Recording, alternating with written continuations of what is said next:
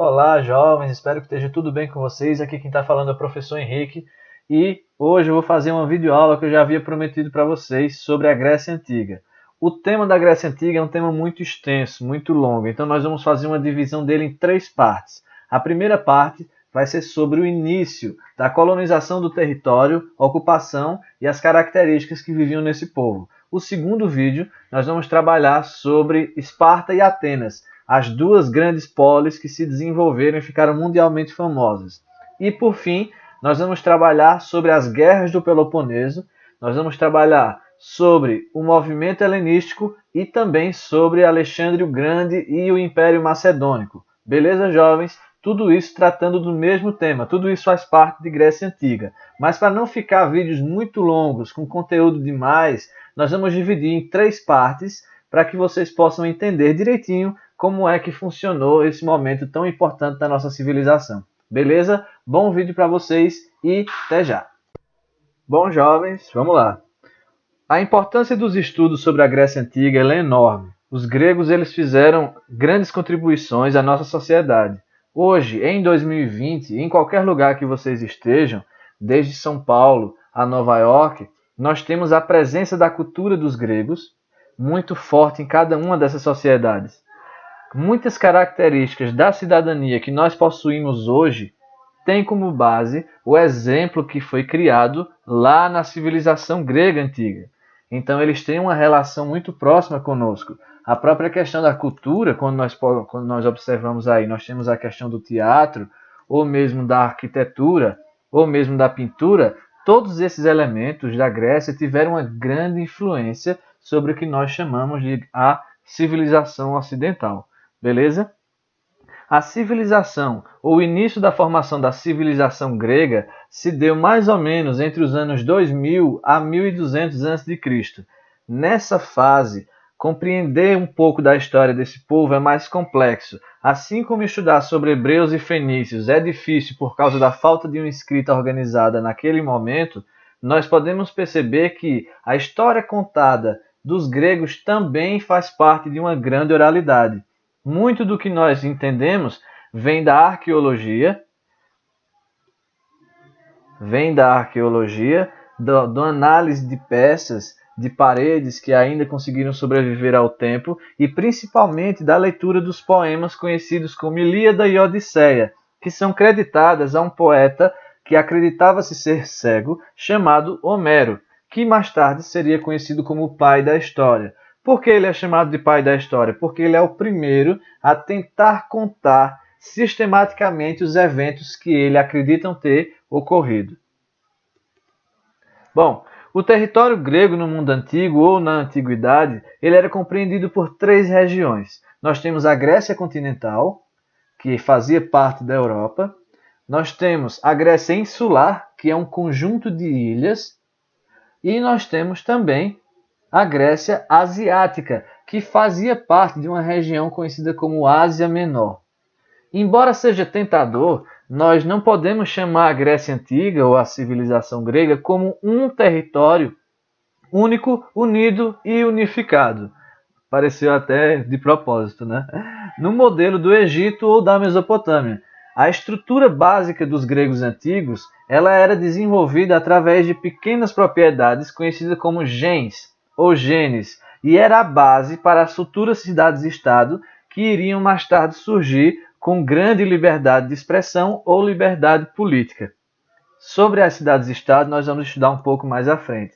Essas gens elas eram propriedades comunitárias onde famílias moravam, trabalhavam e viviam sobre um mesmo grupo, um mesmo lugar com cerca de 7 a 10 famílias que conviviam sob a liderança das mesmas pessoas, geralmente anciãos ou familiares mais antigos. Com o passar do tempo, as propriedades deixaram de ser familiares e começaram a ser individualizadas, mais ou menos como uma propriedade privada.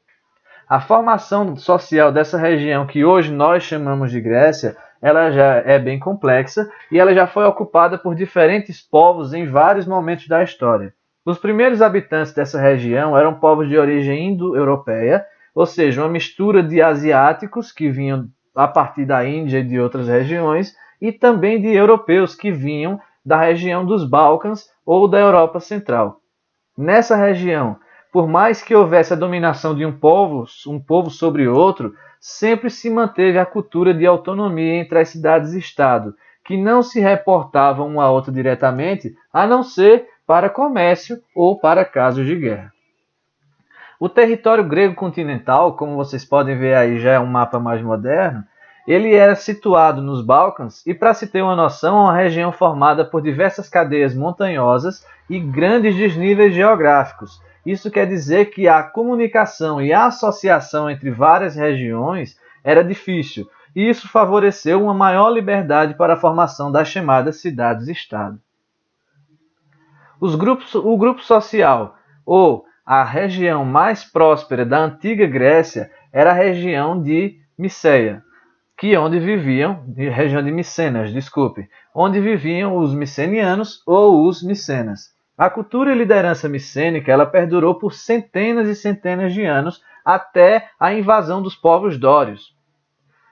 A cultura micênica vai ter uma grande influência por toda a Grécia e a fundação de várias das cidades-estado que nós conhecemos hoje. Depois da invasão dos dórios, houve a chamada diáspora grega, ou espalhamento, que foi a primeira vez onde os gregos saíram da região da Grécia continental e foram para as regiões, especialmente no mar Egeu, onde eles fundaram ilhas como Halicarnasso, Mileto, Éfeso e Esmira.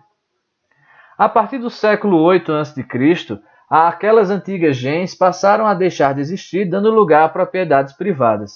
Essas propriedades foram evoluindo e se tornando pequenas cidades, e depois as maiores ficaram conhecidas como polis, ou cidades-estados. Elas possuíam total independência em relação às suas vizinhas e estabeleciam uma relação comercial e militar entre si, e, mais explicado ainda, a relação militar só se dava em caso de guerra contra estrangeiros. O que é que eu quero dizer? Quando eu for falar sobre Atenas e Esparta, vocês vão ver que em momentos da história elas foram rivais e em momentos da história elas agiram juntas contra o inimigo em comum. Isso era muito comum, isso era muito normal na época da Grécia Antiga, já que haviam outros povos que queriam dominá-los. Eles tinham a independência entre eles, mas se algum estrangeiro quisesse dominá-los, eles poderiam se juntar. A partir desse momento, as cidades gregas que cresceram demais e não puderam mais se expandir ou por questões econômicas ou geográficas, a única solução encontrada por eles foi se espalhar por outras regiões da Europa e até mesmo junto aos fenícios no norte da África. Eles foram se espalhando por várias regiões e fundaram colônias livres em cidades, e fundaram também cidades no sul da Itália, na França, na Espanha e até mesmo em Portugal. Eles fundaram cidades como Tarento, Sibaris, Crotona e Siracusa na Itália. Já na França, eles fundaram Massília, que hoje chama-se Marsella, fundaram Sagunto na Espanha e Olisbone, que hoje nós chamamos de Lisboa, ou seja, a capital de Portugal. Como a região do sul da Itália se desenvolveu mais rápido em relação ao restante de outras colônias e a proximidade geográfica, ela foi nomeada de Magna Grécia, ou seja, ela virou uma parte mais ligada, mais próxima à própria Grécia. As cidades ou polis na Grécia ou nas colônias, todas elas tinham o mesmo sistema. Elas eram centros de defesa contra ataques externos e cada uma dessas cidades ela possuía um núcleo de defesa que era chamada de acrópole. Como vocês podem ver aí na imagem, nós temos as três principais zonas definidas por letras aí na imagem. Nós temos a letra C, que era a zona rural, onde a riqueza era produzida, especialmente no sul da Itália, no caso de cereais. Esses cereais eram todos produzidos na zona rural e levada para feiras, ou também levadas para ser exportada para a Grécia através de barcos. A Acrópole era a região mais alta e, portanto, a mais importante para as situações políticas, onde eram debatidas as melhorias que eram realizadas nas cidades-estado gregas. Nesse contexto, a Acrópole também detinha um outro papel, que era o papel de realizar defesas, ou seja, defender o território, já que era a parte mais alta. A economia da cultura grega nessa primeira fase era dividida por oikos. As cidades-estado gregas eram chamadas de polis e a economia dessas cidades era administrada em oikos, que significava administração da renda ou administração da unidade doméstica. A economia agrícola ela era baseada na produção de cereais, trigo ou cevada, também na produção de alguma horticultura, ou seja, algumas hortaliças, e também o cultivo de vinhas, ou seja, a produção de uvas para vinho, e da oliva, de onde se tirava a azeitona para a produção de azeite, que é muito importante para a Grécia até os dias de hoje. A criação de gado também tinha uma relativa importância para os gregos antigos.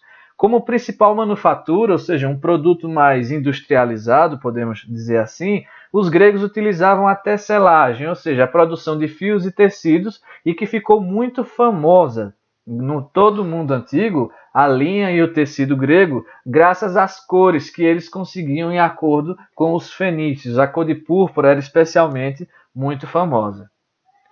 Na economia de cada polis, haviam os oicos e eles tendiam a ser autossuficientes. Como assim autossuficientes? Eles não dependiam tanto de outras cidades, eles viviam mais ou menos de acordo com sua própria situação. Eles tentavam produzir basicamente tudo o que precisavam.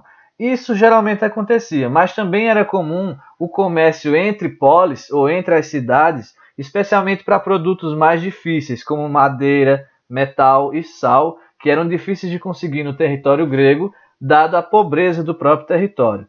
Lá por volta do ano 1200 a.C., ainda sob domínio micênico, lá para os anos 600 a.C., o desenvolvimento de uma cultura comercial se estabeleceu por todas as regiões do território grego, pelo menos até a invasão dos dórios. É importante destacar que eles não utilizavam moedas. Na fase inicial de comércio, os gregos eles utilizavam a troca de produtos. As primeiras moedas só vão surgir bem depois do fim da era dos micênicos. A sociedade grega ela diferia muito de outras da época, como por exemplo hebreus ou na Mesopotâmia ou no Egito, pelo sistema de cidades-estado que eu tanto já falei. No topo da sociedade grega estavam os donos de grandes propriedades rurais.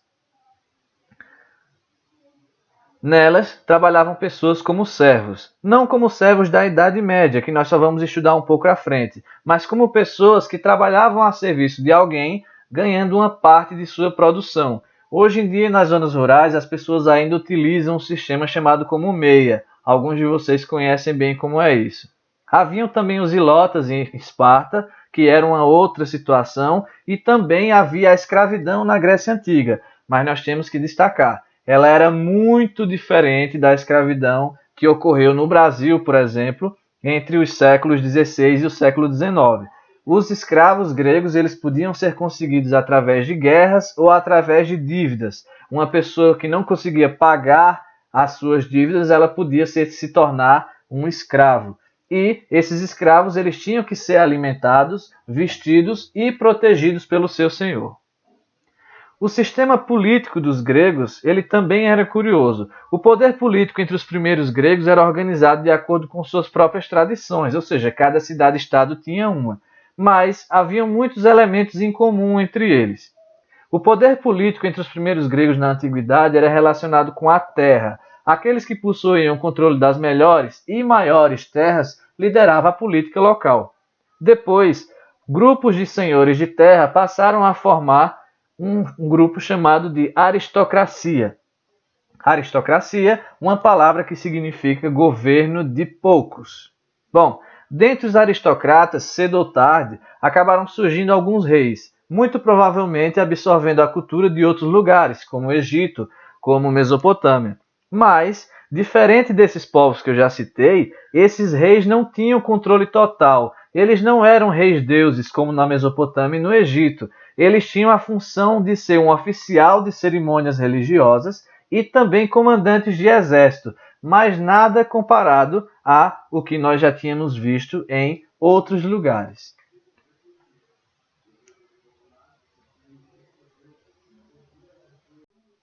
Bom, jovens, foi esse nosso vídeo. Como eu disse a vocês, esse material sobre a Grécia Antiga será dividido em 3 partes ainda vamos falar sobre outras coisas. Esse é apenas o início de como se formou essa região, como ela se iniciou, algumas características dela, só para preparar a gente para o que vem a seguir. Nós iremos trabalhar com atividades depois sobre isso, e assim nós vamos fazendo para ficar mais leve e mais tranquilo para vocês. Beleza? Abraço e até a próxima.